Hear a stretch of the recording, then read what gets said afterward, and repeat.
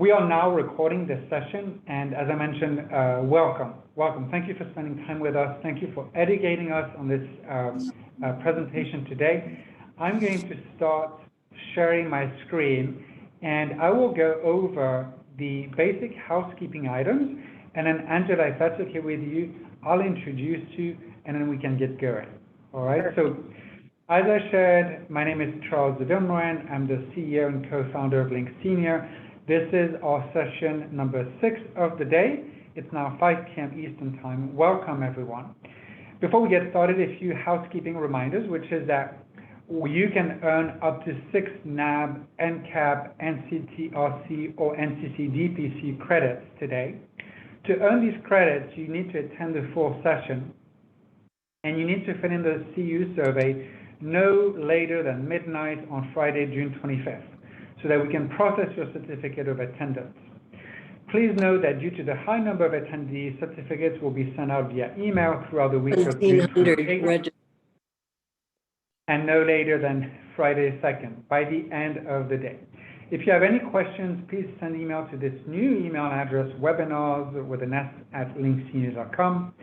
As a reminder, this session is being recorded, currently viewable on Facebook Live and Zoom. To get CUs, you need to be on Zoom. We also encourage you to participate and chat with the audience. If you want all of the audience to see your message, please select the panelists and attendees. And also, if you have a Q&A specific for today's presenters and panelists, please send it via the Q&A as the chat gets a little too busy for us to really monitor. And last thing, the bingo word for the people that are playing our virtual bingo is world. So the bingo word for this particular session is world. So let me introduce you quickly to Angela Burton. So Angela Burton is the founder and CEO of a fantastic organization called Feet to the Fire Writers Workshop. And I encourage all of you participants, activity life enrichment director, or anyone that works in the senior living industry to consider the work of Angela. Today's presentation is, I believe, actually one of the most important presentations of today, because it is one of the most important message in senior living, which is my life story is mine to write, why expressive writing allows connection and purpose. Angela, thank you for being here. Thank you for bringing your group. I'm excited to hear you all talk, and I'll let you take the stage. Thank you so much. Okay, thank you. And just to, hi everybody, we can't see any of you, which is probably a good thing because it would terrify us if we knew how many people were on here. But I do have 3 of my very favorite people on here. They are writers in the program, and I'm going to tell you about the program. I'm going to tell you how about it got started and what we're doing currently. And I would ask that the people that we have on here, that would be Carol and Judith and Juanita. We are not muted, so just know that we're all unmuted. So as we walk through this, I'll be explaining some things, and then I'm going to invite you all to share some perspectives with me for the audience, and also hopefully some of your writing as well. And then Megan or Charles, I'm going to pray that you're going to advance my slides for me. Yeah, you just need to ask me, so I forgot to say that. Just say advance slide and I'll do that. Yeah. So, okay, so here we go. I'm Angela Burton, and the company that I have is called Feet to the Fire Writers Workshop. It's a mouthful. It's basically an expressive writing program that we created for use in senior living communities and also in communities that care for older adults. So also maybe adult day centers, enlarge that, as well as show us. I guess not. We can you, Carol? We can hear you. I'm sorry. So we actually provide this as a licensed program. We train staff to run the program within their community, or the other option is we also provide virtual groups that connect your residents to our program. So we've created that during the pandemic for all the obvious reasons. So today I'm joined with 3 of our writers in our program, and I'm going to explain to you how this all works. So if you could advance the slide, that would be great. So the biggest thing, and I've been listening to some of the presentations as I can today, but I know that the biggest, I guess, takeaway from the pandemic, and this was already a problem before the pandemic, but it's even more exacerbated since the pandemic, and that is being concerned with resident engagement and isolation and loneliness. It certainly hit a tremendous arc during the pandemic. So some of the things that we're going to talk about in our presentation have to do with, the idea of resident boredom and isolation. How do we engage people in our program? Why creative engagement is important versus entertainment. And I know that we've relied on entertainment and it's good for lots of reasons, but we also need true quality engagement that helps people, meets people where they are. Specifically, I'm going to focus on talking about writing particularly. My whole background as a teacher and a writer has led me into this place. And I believe that writing is one of many creative outlets, but it is one that's very powerful for people to engage in, people of all ages, and certainly people that are older. We also want to make sure that you understand that a program like this is nice because it doesn't require a lot of technology. It's a very high touch program. We typically pre-pandemic ran this program in small groups, face-to-face with literal materials, tactile materials. There was no technology that needed to happen.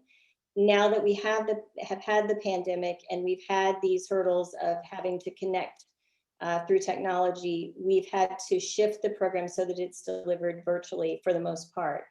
Some communities in our clients are actually delivering the program face-to-face because the restrictions are down now, but some are still remaining virtually connected. And our program with these women today that I'm going to introduce you to, we've been running virtually for, gosh, over a year now. So that's important. And then, we'll talk about writing as a self-guided kind of balm. And I call it a balm because it can be an activity that people take part in, and it gives them purpose, and it gives them a way that they can work on something on their own. And I think that that's really important, especially, what we've seen with residents having to either be in very small groups or alone, period. And so this is important to have things to do. We also will talk about art across the curriculum, the whole senior living continuum, because I think art is really important. And I'm talking everything from music to writing to gardening, even all kinds of hands-on activities, but mostly allowing residents choice and purpose in their pursuits, because person-centered care is what most senior living communities tout. And I think that we have to really think about how we are doing that. So to the next slide, please. So this is a scene that I have seen myself in senior living, not all places, but in a lot of places. It's familiar to us. I've seen residents, essentially, I call it like the parked look. They're parked in front of a television screen, or they're parked in a room and there's, maybe something going on. In the next slide as well. And then you see also pre-pandemic, you've seen situations like this where residents are having entertainers brought in. And that's very enriching to be able to listen to music. Obviously, we all benefit from that. But you notice just the view, it's people passively watching other people do something. And though that's valuable, it's not like really engaged moments, right? It's passive engagement. So we're going to be talking about active engagement, like really getting your own hands in and getting your own mind into this. I'm sure this was lovely, but this is not what Feet to the Fire looks like. So keep going. Maybe next slide. There you go.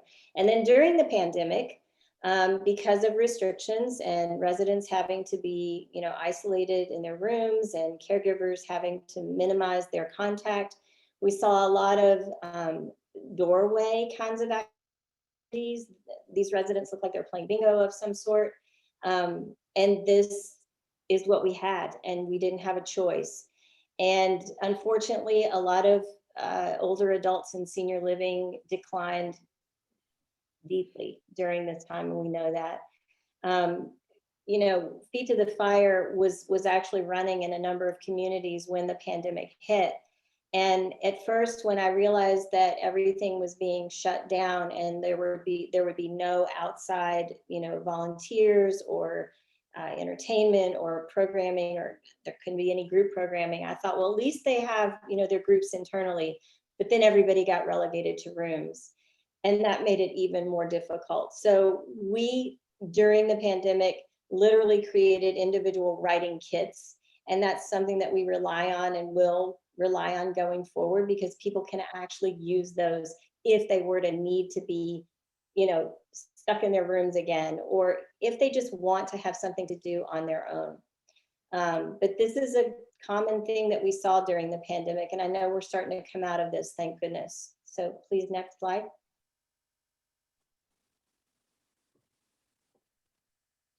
So what we envision, and I'm not alone in this, there are other companies and other subject matter experts and other folks, thought leaders in senior living that want to see active engagement, right? What does that mean? And I think for me personally, I think of creative expression.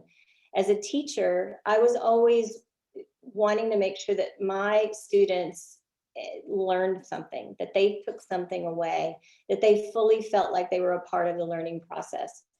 Nowadays, you can find incredible programs that are out there, and they are built programs like Feet to the Fire. You don't have to create them yourself. They're already created for you. You can plug them in and use them. Everything from active gardening, which they've learned has such wonderful benefits for people, especially with dementia, art programs, music and dance, writing. This woman in the far left corner looks like she's making some sort of jewelry, because she's got like a magnifying glass on her forehead.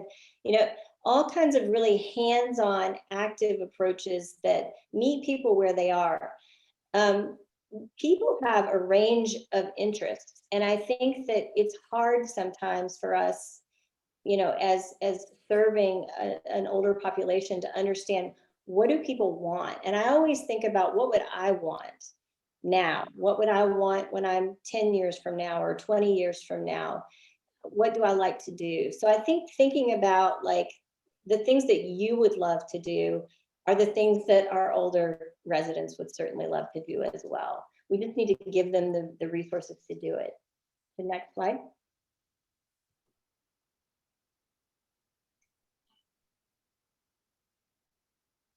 So with Feet to the Fire, we believe that because this is such a creative program, and this is not necessarily creative writing, it's expressive writing, and there's a big difference, but it's a form of creativity that allows people a lot of choice. And so Gene Cohen, who was a pioneer on creativity and aging, did a lot of research that demonstrated that older adults in creative expression groups improved all measures of physical, mental, and social health. And I think that's really important. They found that there was less medication, there were fewer doctor visits, there's an elevated mood, reduced depression and loneliness, and an increase in number of activities. So when people are able to be engaged creatively, and again, that encompasses a lot of different choices, they tend to have better outcomes. And we know that if people have better outcomes with all of these specific, we'll live a more quality life, we'll live a fuller life, and we may live a longer life. If we live a longer life, then we're going to obviously be very much more engaged in our communities that we're living in. So we love this research. We prescribe this research. We think that it's really important, and we live by it with Feet to the Fire. And actually, that's one of our writers up in Wisconsin. So she's still writing today. Thank goodness. You can go to the next slide.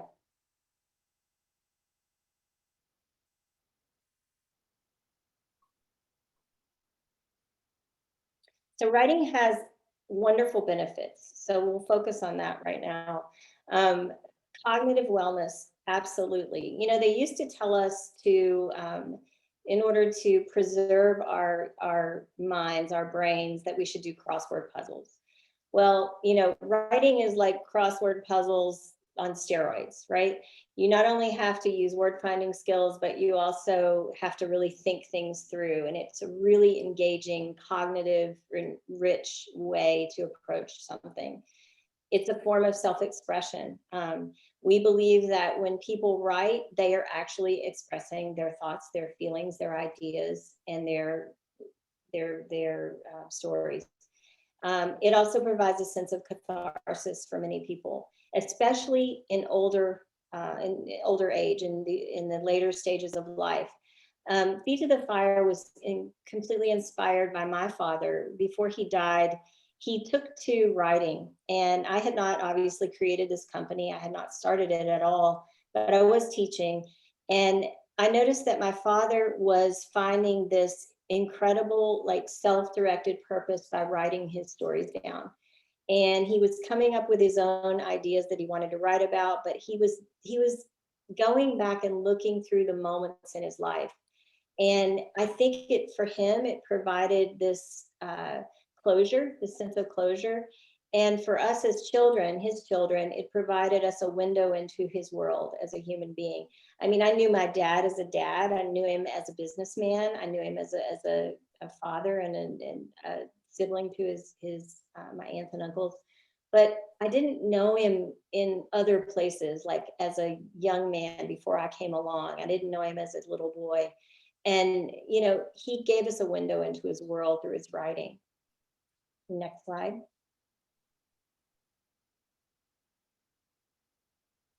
So with regard to cognitive wellness, this is really important, and I'm sure that our writers here today will add to this, but when people actively write, we know this, there's lots of research into writing and the benefits of writing, but they use word finding skills, which is a wonderful way of accessing your thought processes. It employs memory. You make sense of your thoughts and ideas when you form a story. And so in Feet to the Fire, we have a very systematic approach where we allow people a lot of choice, but we give them really interesting and fun prompts.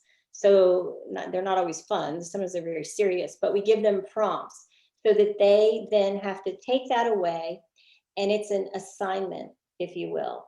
So we're never doing anything on the spot, because writing on the spot is very difficult for most anybody, even seasoned writers. It's very hard to do that. So we say, take it away and let it kind of marinate in your head and think about it and come up with what you come up with. And then every week they come back with a story that they've created. It might be untrue, it might be fiction, but oftentimes it's from true life. And so they're little snippet stories. And so it's a wonderful way to encourage cognitive wellness. That's one great benefit. Next slide, please. It's also a wonderful form of self-expression. And as when we talk about person-centered care and we talk about quality of care, self-expression is tremendous. It's who we are. It's how we live in the world.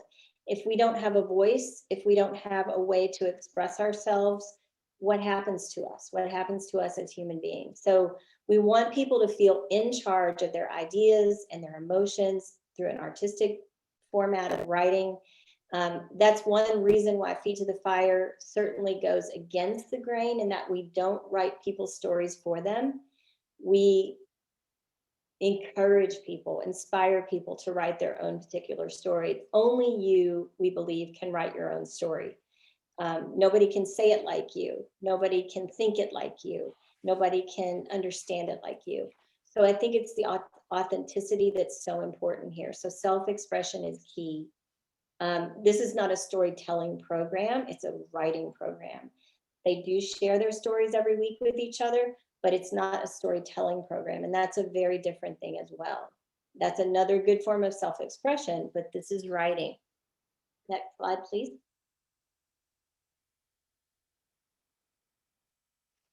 The other thing that writing provides is a sense of catharsis and closure. If you set about, and any of us, if we had loads of time, we could actually do a writing exercise and we'd prove it to you, because this works for anybody. It doesn't matter what your age, but writing allows you to think about what's on your mind and get it down and out of your mind and onto a page or onto a screen if you're typing.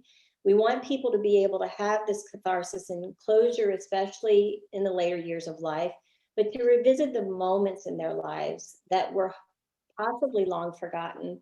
Exploring the story allows them to reframe those moments and understand what they've meant. We've had people in Feet to the Fire that are, in fact, in memory care. Early stage dementia, mid stage dementia, still have word finding skills, still have verbal skills, that write incredible stories. And I'm always amazed. And I always realize that when they tell us, I want to do this before I no longer have the ability to do this. We know it's so important then for people with memory care, memory issues. But it's also important just for people in general to be able to have this ability to just find out what they're thinking and what it means. So the whole catharsis piece is huge. So please step forward. The other big piece to this is social connection. And I know we hear this over and over and over again these days: loneliness, isolation, and the need for social connection. So Feet to the Fire is one of those kinds of programs that is, because of the nature of how people gather and share their stories, there is no way they couldn't be known to each other. They confess things to each other through their writing that they wouldn't normally maybe confess. And I say confess because it is that way sometimes, in a very trusted way. The groups are small, the friendships are close, and you get to know each other on a very intimate level. So social connection is huge, and it's a positive outcome of a writing program like this. During the pandemic, when we had to go to the virtual route, it's not the best, right? It's not the ideal. However, I think that we all realized that because we had no choice, we had to accept it. And we've managed to stay connected and have a good time in our virtual groups as well. So much so that we're forward to seeing each other's faces once a week, because that's how often we meet in our groups and in the groups that are running across the country. But when people can connect by sharing their stories, sharing their voice, sharing their ideas, they feel heard and they feel visible. And I think that that's really important. So social connection is huge, and we love that this program ignites that. Next slide, please. So a few things here. Writing, just to sum it up, that self-expressive writing creates an autonomous voice for people. It's automatic, it's autonomous. If they're writing it, it belongs to them. It encourages lots of creative thinking and having to figure out, how am I going to approach this prompt? How am I going to make sense of this, phrase in front of me? It also allows for one-on-one interaction between caregiver and client. So for example, in a senior living community where groups are running, there's also the in-between time when they're not meeting. And so there's opportunity for caregivers to say, hey, what's the story you're working on for your writers group? And there's those moments where you can intimately share with a person who works in senior living. They could share a story with their caregiver, and it happens. And when it happens, we know that that's really important, because you get to know the person even better. You learn things about them that you never knew. It certainly fosters connection with others through this sharing. Okay, next slide. So this is kind of our mission, one of our missions, but we basically exist to encourage people to find their words to tell their very specific story through writing. We have hands-on kits that they can actually use. So journals, these are blank and empty journals. We wanted this kit, this writing materials, to not be childlike. We wanted it to be fun and interesting and charming. And we wanted it to be something that people would use. So we made the kits very hands-on. And then the actual groups are facilitator-led virtual groups. So either, again, in the community, if you're able to have groups face-to-face, we would train a staff person to lead the groups within the community. If that's not an option and people are short-staffed, we're starting to see a lot of senior living communities rely on us to provide life enrichment as a service. So the virtual groups we can facilitate for the communities. The main thing, though, is to help your residents get engaged in something that is rich and dynamic and certainly quality of life, and through writing. Can you flip forward? And this is just an example, and I wanted to just show you this. There was a gentleman in one of my writing groups several years ago, and he only was in the group for 6 weeks, and then we broke for the holiday. He was 99. He had a computer in his room, and he took to this program like a duck to water. I had never met him before. He came into the group and he had this energy every week, and he would type his stories up. And I wanted to show you, that's why I put this slide in here. There's typos, there's things crossed out. He wrote this in the middle of the night. He wrote it from a prompt, and the prompt was holding hands. And it wound up being a story about all the hands he'd held in the moments in his life. And he read it to the group, and there was not a dry eye in the group after he read it. He was fine. He was not crying, but we were all just like, really choked up. But it was so impactful. It was impactful for him, and then it was impactful for the people that he was sharing it with. And we just loved him all the more because we felt like we were a part of his life. And that was his last story that he wrote, because over the holidays he died. He died of a heart attack, and that was it. And I just think, man, what if he had been in the program for 6 months, or what if he had been in the program for 3 months, or anything more than 6 weeks? We would have had so many more stories. And I just know, I have to know that the quality of his life in those last weeks was good, at least in this aspect for writing. He loved writing, and he loved being able to pick it up. So I just wanted to show you that. But this is an everyday kind of an occurrence in Feet to the Fire. And now I would like to introduce to you Carol Mead and Judith Kahn and Juanita Walker. And let's see, Juanita, you are muted, so you can unmute yourself. These 3 women have been in a Feet to the Fire group that I've led at their community, and I still lead this group because I don't want to let go of them. Since we started that group in 2015, and they've been in the group, some have been in it from the beginning, and some have been in it for the last couple of years. But I want to just ask you all, so now I'm kind of turning like the interview to you, but I want to ask you all each, give us some interesting, I guess, perspective on what you think the program has done for you and why you like the program as a participant. And you can just, whoever wants to speak. Carol? Well, thank you. I wrote something last week. May I read that? It's just a page and a half in one of your wonderful books. Yeah, I want you to do that. But I wanted to ask you, what is the program, do you think, what's it done for you at this point? Do you think about what is it meant for you to be in Feet to the Fire? Well, it has created some very close friendships in the assisted living and also in the independent living where we are. And it gives me a purpose. Every Monday morning, I have to have something written for our 1 hour with you. And I go all over the place. I sometimes use the prompts, sometimes I go rogue, but it's a very happy experience. And at the end of that hour, I'm feeling happy. We laugh a lot. Yeah. We do laugh a lot. And Mhm.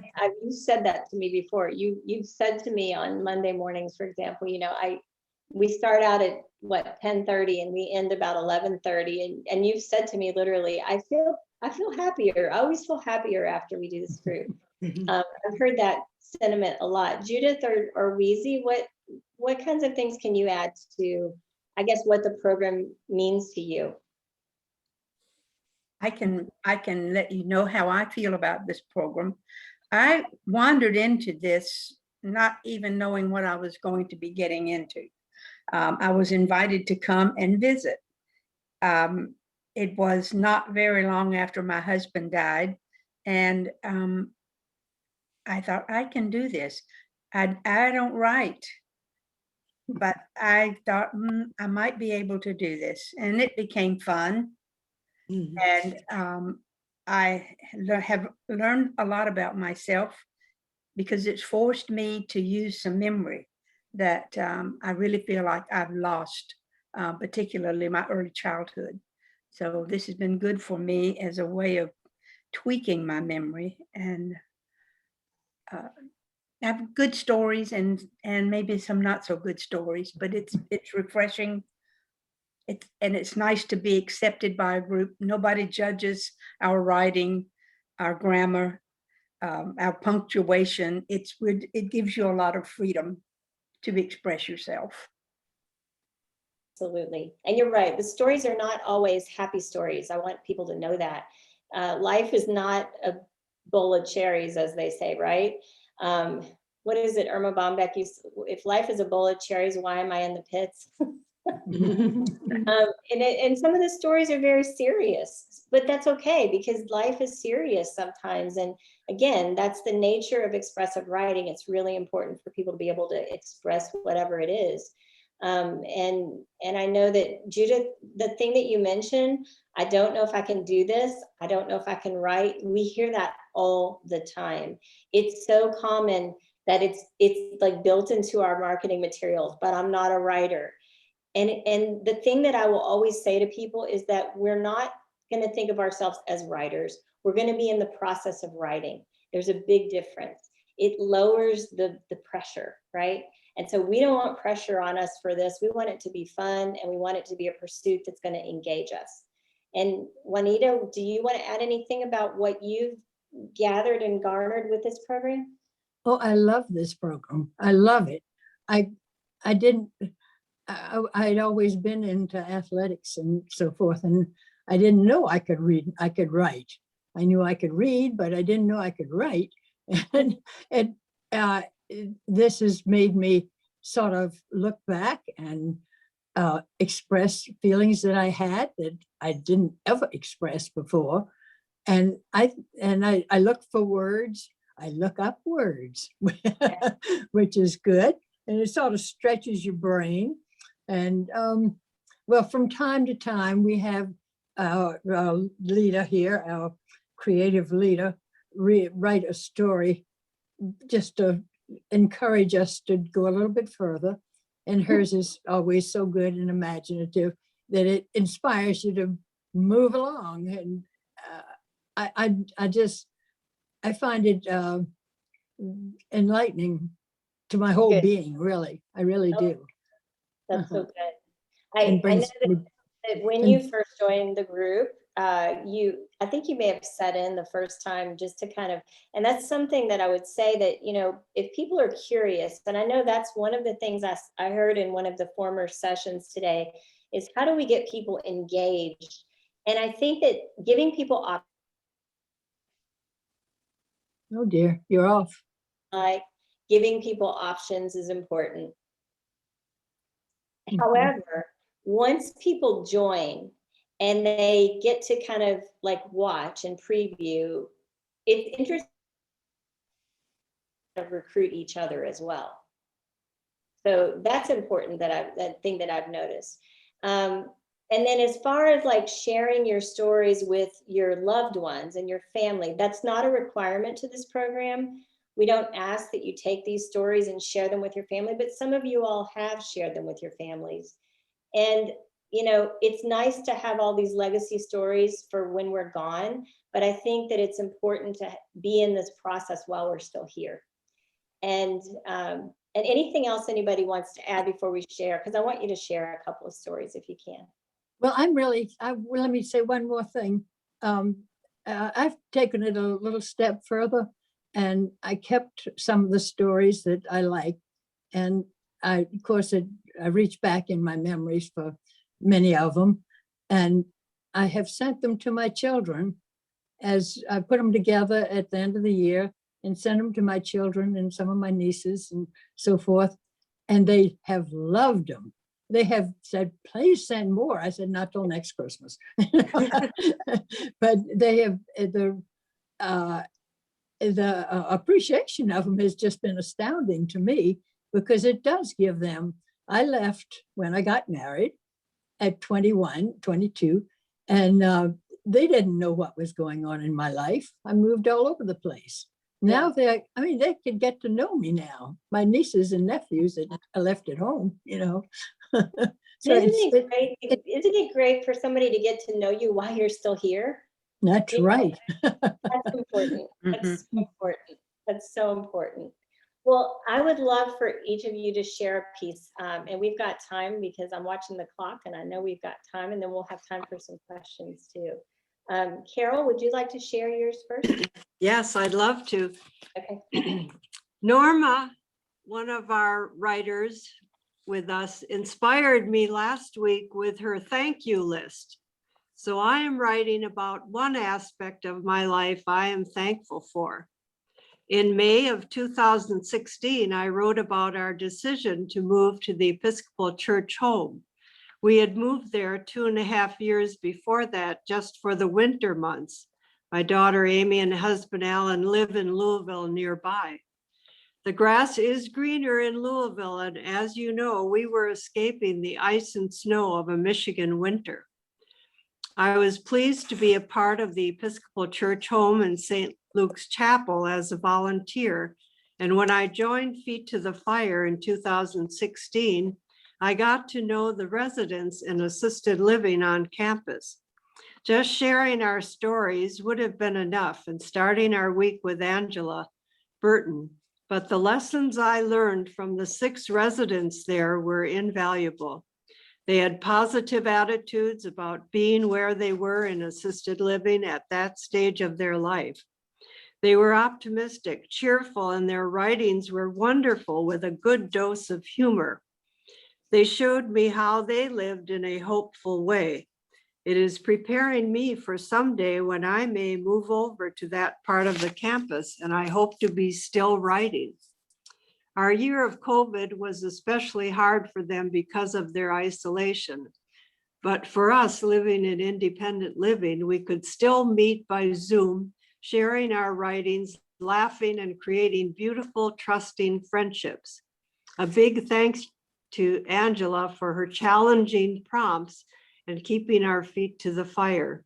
I need a class like this to make me feel I'm doing something worthwhile and will be able to share my writings with Don and my family now and someday. Thank you, Angela. Thank you. That's a first. I haven't heard that, so that was new to me. Lizzie or Juanita, would you Yeah. like to Well, share a piece? yes.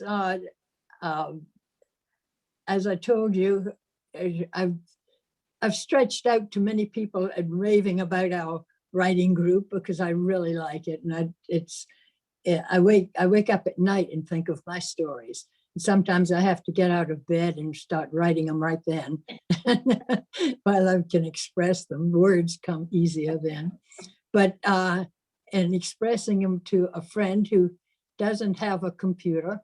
He's as old as I am, which is pretty much, and has no intention of getting one, but he is a writer and a composer and what have you.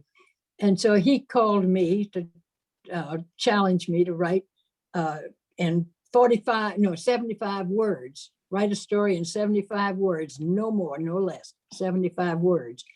So I went back to one of my stories, and this is it here. So you've just got to listen to 45 to 75 words. It's called Dust. When young, it was fun to write and draw in the dust. As an adult with my own home, it was wiped away or vacuumed for the sake of cleanliness. Now in my later years, I remember that it is from dust we come and to dust we shall return. Therefore, it may be a long lost loved one coming for a visit. Hey, I like that thought and shall dust no more. Do you agree? At 75 words. That's amazing. Because that, It you had was- to figure that out. Oh, You had- yes. You had to go, okay, I've got 75 words. It's like a game. Writing It- it can be such an exercise, right? It It's was. such a good exercise. Well, it was a lot of fun, and Yeah. he thoroughly enjoyed it and wrote me back in 75 words, one of his stories. So There you go. There it you go. spreads. It's very I love exciting. it. Uh-huh. That's very creative. And to people who are listening, there you go. This is how you cannot predict how the mind is going to take something and create something with it. It's like you can't know how this is going to go. Writing is one of those means to just express yourself and not know what's coming up. It's like watching television or watching a movie. You don't know what's going to happen next. So thank you, Louise. That was fun. And Judith, would you please share with us? Me? Yes. Yes, you. This story was written for Valentine's Day, and it was written in 2018. Our little red car was purchased on a Sunday afternoon in 2000, and we were living in Bristol, Virginia. George and I were out for an afternoon drive. Looking at new cars was always a favorite pastime for him. He read Car and Driver and Consumer Reports, and he was a car buff, big time. He knew cars and their history. I usually went along for the ride, but I did have opinions. When we were living in Massanutten, Virginia, I told him if we were ever to get another sports car, I would like a Mazda Miata. George's history with cars started early. He bought his first Roadster in 1961. He was driving a baby blue Sunbeam Alpine Roadster when we met in 1962. George liked to drive in gymkhanas, which is a kind of an obstacle course, and the car was equipped with competition clutch for racing. I had a difficult time driving it, and I would have to use both feet to change gears.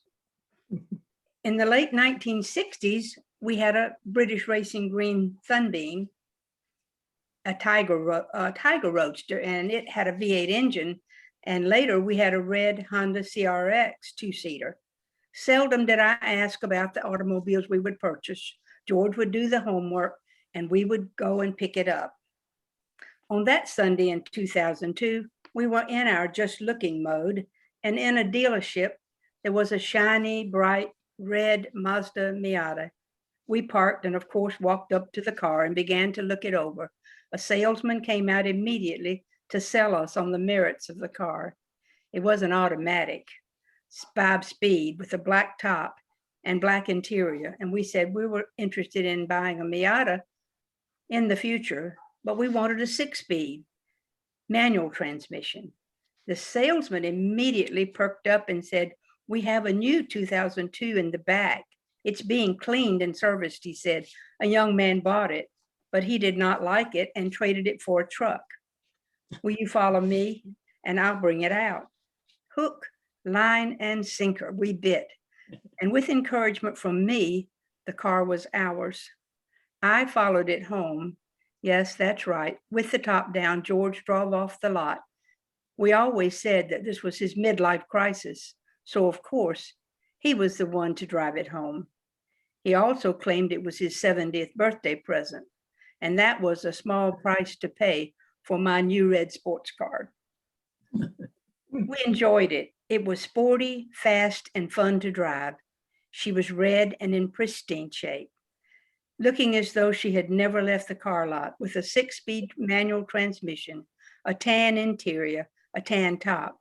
She was sporty, she was fun. An interesting note, a Mazda with a tan cover is most often 6-speed manual, and a 5-speed is usually has an automatic. Automatic has a black top. When we moved to the Episcopal Church home in Louisville, folks in our neighborhood often commented on us driving around with the top down. We were so cute, they said. Someone even asked me if I worried about my hair blowing and getting messed up. And my response was, if you are worried about your hair, do not buy a convertible. There are a few issues with the Miata, though. Driving on the interstate is not easy, and getting up close and personal with the 18-wheelers can be disconcerting. You can see under their trailers, and it makes you feel quite vulnerable. And that's why in town and on winding back roads are some of the best places to enjoy the ride. George died in 2014, and I became the owner of our little red baby. We never gave her name. As a result of a couple of recent falls, though, it became necessary, increasingly difficult for me to get in and out of the Miata. I could only fold myself up just so much, and bending to get in became more difficult and hard on my knees. In September, I bought a Subaru Crosstrek. It's my 5th Subaru, and the little red Miata was my final sports car. Looking back, it makes me smile to say that my trips with her were always an adventure. I never got tired of spending time riding around in the Miata. I looked forward to warm, sunny days, taking her out for a short spin, mostly within 15 miles of my house. We go to church, the post office, Kroger, the beauty salon, Home Depot, and visits to the doctor. With me, you can see she led a very, very exciting life. In later years, she spent winters in my daughter and son-in-law's garage. It protected her cloth top from winter weather. And then she ended up staying there for nearly a year, out of sight, out of mind. Not really. It should have made it easier for me to give her up because I was driving her less and less. With the car title in my hand, I had butterflies in my stomach as I drove to the county clerk's office. Giving up my little red car was one of the hardest things I've had to do since George died. I was losing a part of him again. I was letting go of the feeling of being free, a free spirit, and that was hard. But the reality is that I will lose other parts of my independence as time goes by. I love that story. That's a good one. That is a good one. And, you know, this is exactly how this unfolds in Feet to the Fire, right? It does. It's people share their stories and we all get to benefit from it. I'm watching some of the comments fly, and a lot of people are in tears over here. We cry kind of often in Feet to the Fire, right? I feel like we should have branded tissues in Feet to the Fire, but we don't. But it's okay because, you know, sometimes you need to cry and sometimes you need to just get it out and get it off your chest and let it go. And so if you will, Charles, if you're hiding out there, share. We got just one more slide and then the contact slide, and then we'll take some questions. So Jack Cumming is a resident, and he wrote this down. I've forgotten where I pulled this from. It was an article he wrote, but he said, above all else, residents want to matter. They want to have purpose. They want to be better off for having come into residence than they would have been otherwise. They want to be proud of where they live. These wishes, these needs are no different for residents than they are for staff and even for senior executives and owners. These are basic human desires. Communities that deliver those benefits thrive. It's about the experience. Deliver the experience and the money, occupancy will not be a challenge. I think that's so important. And then the final slide is just our contact slide, and you can certainly reach out to me. Angela at feettothefirewriters.com. You can visit our website, feettothefirewriters.com. That's my mom and my granddad in that picture, way before I was ever thought of. But you know, I want to thank you all for having us today. And Charles, we would be happy to try to answer any questions that people might have. Angela, thank you so much. My technical skills aren't great, so I had to type up clapping hands, and then suddenly I saw people had the emoticons. So I felt, anyway, thank you so much for sharing these stories. It's been amazing hearing them. So Judith, Carol, Juanita, thank you so much for sharing them. Angela, we had several questions around, you know, if you wish to get started, what are the writing prompts that you've seen, or you know, you seem to be most successful? Oh my goodness, are you kidding? We have, they're not conventional. They're not conventional. For example, if you think of writing prompts, it's not like, you know, red cat, ball, strawberry. It's nothing like that, right, ladies? It's like phrases. And sometimes when people share their stories, they also get ideas from each other. So there's a lot of like generative things that happen in a writing group. We also have situations where we will, in non-COVID times, right, we will be able to do like an open mic reading to the other residents in the community. Those residents who are not participating in the writing program benefit just as much from the writing, from the stories. But in Feet to the Fire, we have, you know, it's hard to see this, but we have these kids, and you know, you can see it on our website, but not really into it. But we have like literally tons of prompts, and it's on a little key ring, which is very easy to hang on to. It's very tactile. Prompts in this, you know, it could be a phrase like just visiting. I'm just visiting. What you would undo. Charles, what would you undo? Like so many things, right? Yes. He was like, I don't want to answer that. I mean, what would I undo? You know, it's like, we have conjured up some really crazy, interesting prompts in this program. It is what I will certainly call our secret sauce. And, you know, yes, there are writing books out there. There are prompt books out there. There's all kinds of resources, but, you know, I'm going to selfishly say, I think we have a great program. So, I have some of them in front of me if you'd like to hear just a few. yeah, throw them out there. Just Yeah, that'd be great. Last week, one of them was what you didn't need. Another was lost connections, and the path home, blue skies, a big flop. Those were our ones for last week. Yeah. This week's was bosom buddies, misunderstandings, but not quite a fight, dancing, favorite game, and around the bend. Take any of them and do what you want with them, right? It's crazy. It's and you would not believe, and we always give a choice, because one prompt is just not enough, you know. It makes And we people feel sometimes like don't do any of them.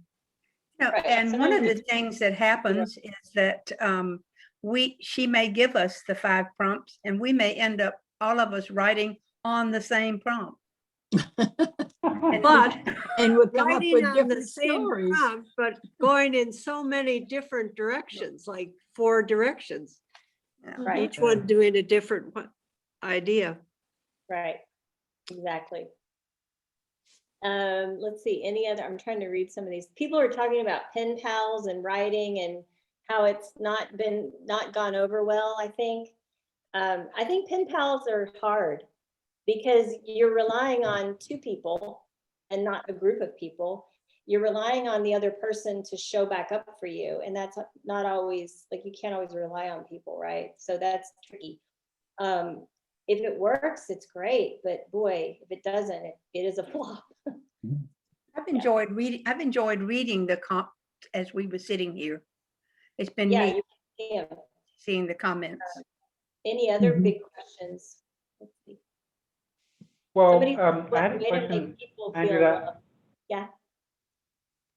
Yeah, I just had a quick question in terms of the logistics, right? So let's imagine we have a, like a independent living or assisted living of say 60 or 100 residents, and you would start working with them.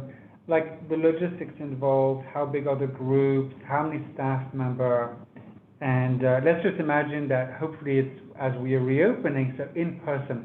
Walk us through the logistics of working with your organization and your program. What's involved and what can I look for in say a few months? So it's a licensed program. So there's a license to use the program involved. And that's just one of the first steps. We provide the materials. So we provide journals, pens, the prompts, everything that you need to actually run the program. And we provide the training for your staff. So if your staff wants to become a Feet to the Fire facilitator, they would go through our training. It's a 3-hour training. We do it virtually. It can be divided over 2 days if that works better, because I know people's time is at a minimum. But we get you started and we get you ready to go. And then we provide you with support once you get the program started. The groups are small. We recommend no more than about 8 people in a group, because you meet once a week for about an hour. So obviously this is not going to serve all your residents. This is going to serve, some of your residents, because not everybody's going to want to write. But you could theoretically run multiple groups in a community easily. You could have a Monday group, a Friday group, they could be different groups. But these are people that will get attached to each other in the group and rely on each other as a support system for writing every week. Does that make sense?